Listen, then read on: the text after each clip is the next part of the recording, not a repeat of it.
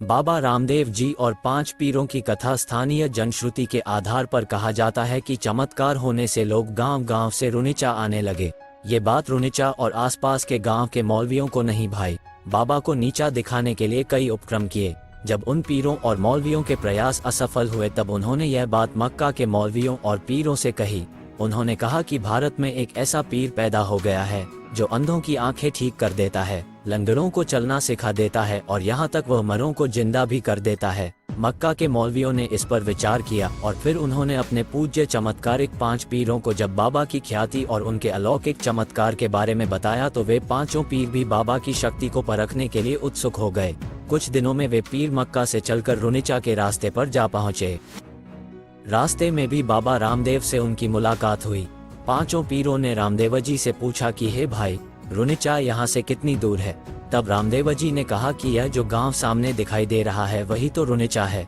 क्या मैं आपके रुनिचा आने का कारण पूछ सकता हूँ? तब उन 5 में से एक पीर बोला कि हमें यहाँ रामदेव जी से मिलना है और उसकी पीराई देखनी है। तब रामदेव जी बोले, हे पीर जी, मैं ही रामदेव हूँ और आपके सामने खड़ा हूँ, कहिए मेरे योग्य क्या सेवा है?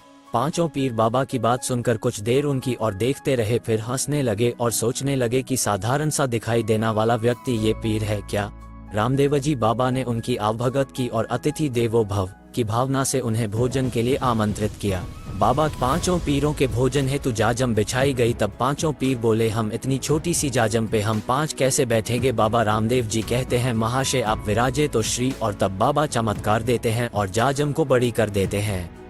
तब भोजन पर बैठते ही एक पीर बोला कि अरे, हम तो अपने खाने के कटोरे मक्का ही भूल आए हैं। हम तो अपने कटोरों में ही खाना खाते हैं, दूसरे के कटोरों में नहीं। ये हमारा प्रण है। अब हम क्या कर सकते हैं?